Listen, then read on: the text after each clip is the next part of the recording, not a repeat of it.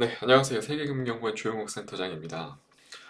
이제 공매 금지 조치가 3주 차에 접어들고 있는 이 상황에서 결국 국내 증시에서 대표적인 수혜를 받을 거라고 예상했었던 업종, 어떻게 보면 누구나 첫날 많이 올랐었던 이체전지 관련한 업종들, 대표적으로 LG엔솔이라든지 에코프로, 포스코 그룹주들, 아, 참 오랜 기간 7월부터 좀 많이 빠져왔었던 종목들 그리고 공매도 이슈가 계속해서 수면 위로 올라와 있었던 그런 종목들이 반등이 좀 세게 나오지 않을까 생각을 했었지만 모두의 예상과는 다르게 2차전지 대표적인 종목들은 실제로 고점을 돌파해내지 못하고 있습니다. 그러니까 지난 11월 6일 어떻게 보면 요 날이죠. 11월 6일 월요일 날 나왔었던 고점을 지금 전혀 대표적인 종목들이 단 한 종목도 뚫어내지 못하고 있는 그런 상황이죠. 그런데 오히려 지수는 생각했던 것보다 더 강한 모습들이 나타나고 있고, 대표적으로 코스피를 보시면 아시겠지만, 코스피 지수는 이미 공매도 금지 조치가 내려졌었던 11월 6일의 고점을 뛰어넘으면서 시황 분위기는 나쁘지 않아요, 분명. 그러면 공매도 금지 조치가 내려지고 나서 근 3주간 어떠한 종목들이 지금 바닥권에서 많이 올라오고 있느냐? 대표적으로 카카오 같은 종목들이 눈에 띄죠. 11월 6일 이후로 다른 종목들이 다 브레이크가 걸려 있을 때 카카오 같은 종목들, 카카오뱅크도 마찬가지고 오랜 기간 좀 하락이 있었던 종목들이 시세가 좀 나타나기 시작했고 뿐만 아니라 이번에 실적 어닝 서프라이즈를 등에 업고 크래프톤 역시도 바닥권에서 올라오기 시작했고 여러 종목들이 여러 낙폭과대주들이 바닥권에서 힘을 내고 있는 건 분명한데 그 중심에는 장기간 하락을 했었던 종목들이 낙폭과대의 대표적인 지금 수혜주로 좀 분류가 되고 있다라는 거죠. 어떻게 보면 이번 공매도 금지 조치로 인해서 실질적인 수혜주로 분류가 된 종목들은 2차 전지가 아니고 어떻게 보면 장기간 그러니까 코로나 유동성장 이후로 참 많이 빠졌었잖아요. 그 이후로 지수와 함께 같이 내려왔었던 종목들이 오히려 좀 수혜를 받는 그런 상황이다라고 좀 보시면 될 것 같아요. 물론 이러한 흐름이 어떻게 또 뒤바뀔지는 예측하기는 어렵지만 아마 지금처럼 시장이 좀 정체되어 있고 미국 증시가 유독 잘 가고 미국 증시가 가는 만큼 한국 증시가 따라가고 있지 못한데 그러면 약간 후발주 성향의 시장이다 이거죠. 그러면 그랬을 때 어떠한 종목들이 그 틀을 깨고 잘 갈 수 있겠느냐 생각을 해봤을 때는 어쨌든 뭐 시가총액 최상위 종목들보다는 오히려 지금처럼 이렇게 낙폭이 단기간에 걸쳐서 그러니까 최근에 시장이 많이 빠졌을 때 어떻게 보면 코스피 같은 경우 하락장이 만들어진 게 한 8월부터인데 8월부터 한 10월까지 하락장이 만들어졌었죠. 이 기간 동안에 많이 빠진 종목이 아니고 더 돌이켜봐서 더 돌아가서 재작년 그러니까 2021년도 6월부터 코스피의 차트와 상당히 유사한 흐름을 보여주고 있는 그리고 바닥권에서 여전히 헤매고 있는 그러한 종목들이 실질적으로 이번 공매도 금지 조치에 대한 대표적인 수혜주로 좀 분류가 되는 것 같아요. 그러한 매기가 좀 확산이 되는 것 같고 전방위적으로 어쨌든 관련주들 내에서 실제로 보시면 셀트리온 같은 종목들 마찬가지죠. 셀트리온이 어떻게 보면 가장 대표적인 예시가 되지 않을까 싶은데 2021년 그러니까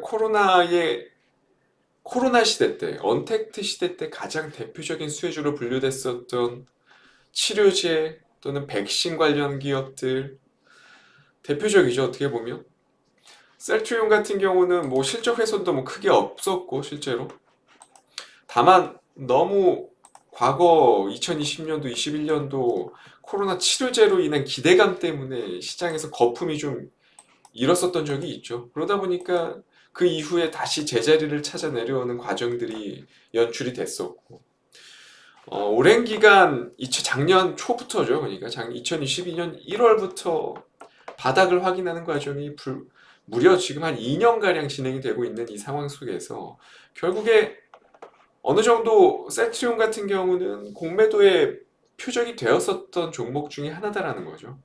그러다 보니까 셀트리온뿐만 아니라 셀트리온 3사라고 불리우는 셀트리온 헬스케어라든지 셀트리온 제약이라든지 셀트리온 3사 모두 아주 유의미한 반등 흐름들을 보여주고 있고요. 물론 뭐 그동안 떨어진 거를 보면 사실 아주 미약하기는 하지만 그래도 바닥권에서 지금 최근 증시가 올라오고 있는 그 비율과 놓고 봤을 때 훨씬 더 탄력적인 움직임을 보여주고 있는 종목 대표적으로 시가총액 상위 쪽에서 뽑자면 두말하지 않고 무조건 바이오지 않나 싶어요. 셀트리온 3사도 마찬가지고 대표적으로 최근에 흐름 괜찮았었던 알테오젠 같은 종목들도 분위기 나쁘지 않고 그리고 최근에 또 신약 라이센스 아웃 이력 있는 종근당 같은 종목들도 분위기가 많이 호전이 되고 있고 전방위적으로 실질적으로 수혜를 받고 있는 업종은 바이오가 지금 가장 좀 직접적인 수혜를 받고 있지 않나라는 생각이 들고 결국에 지금과 같은 시장의 정체 현상이 좀 이어지면 이어질수록 그리고 공매도 금지 조치에 따른 수혜주가 어떠한 종목이냐 도대체 어떠한 종목이냐 어떠한 업종이냐 이런 걸 생각해 봤을 때 결국에는 시장에서는 뚜렷하게 지금 힌트를 바이오 쪽으로 주고 있는 것 같습니다. 어떠한 모멘텀이 주어지면 그에 따른 즉각적인 반응이 나오고 시장에서 결국에는 종근당 같은 종목들 이미 추세를 완벽하게 뒤엎은 상황이죠. 기술 수출 이슈가 있긴 하지만 상당히 무거운 종목 중에 하나였거든요. 어떻게 보면. 그럼에도 불구하고 종근당이 이렇게나 대량 거래가 수반되면서 추세를 한 번에 뒤엎는다라는 것은 분명히 업종 자체가 지금 투자 심리가 완벽하게 돌아서고 있다라는 반증이죠. 그렇다 보니까 저는 종근당 같은 종목들도 상당히 좀 주의 깊게 앞으로도 좀 계속 보셔야 되는 종목이 아닌가라는 말씀을 좀 드리고 싶고 돌아와서 그러면 이제 오늘 5% 공략주를 어떤 종목을 드려야 되냐 상당히 좀 많은 고민을 했어요. 근데 지난주에도 뭐 SNS텍 같은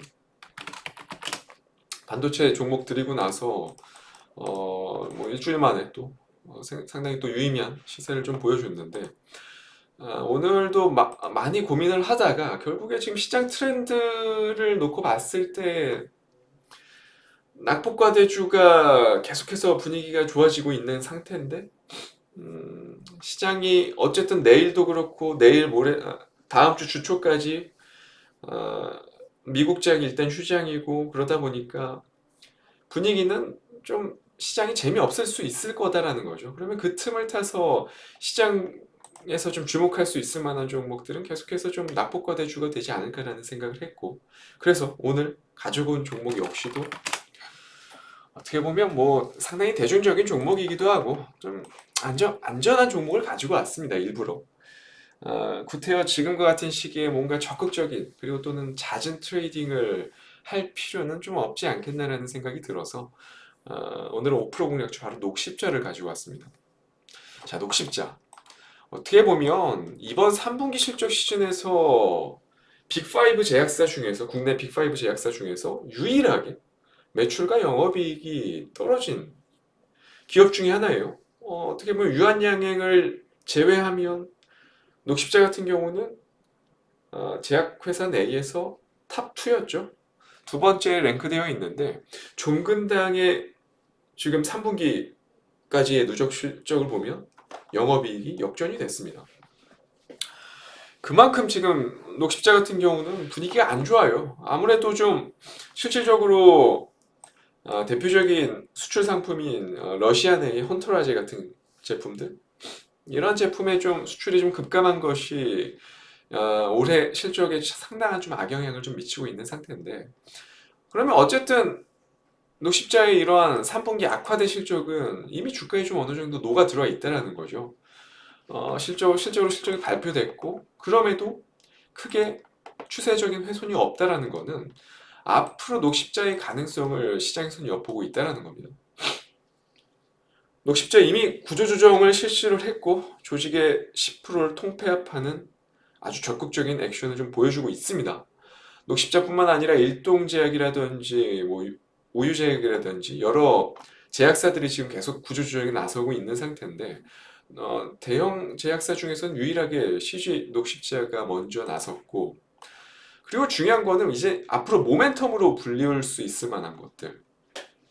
네, 아마 내년 1월 정도쯤에 결과값이 발표가 될 것 같은데, 무려 8년이나 공을 들인 약품이다 보니까 실질적으로 FDA에 있어서 이번에 충분히 허가가 나올 수 있을 만한 기대감이 좀 계속 확산이 되고 있는 상태고, 그 기대감만으로도 일단 올해 연말 충분히 바이오 업황의 투자 심리가 돌아섰기 때문에 실적이야 이미 어느 정도 오랜 기간에 걸쳐서 반영이 된 상태고, 바닥권에서 계속 좀 추세를 만들어내려는 시도를 할 수 있다라는 거죠.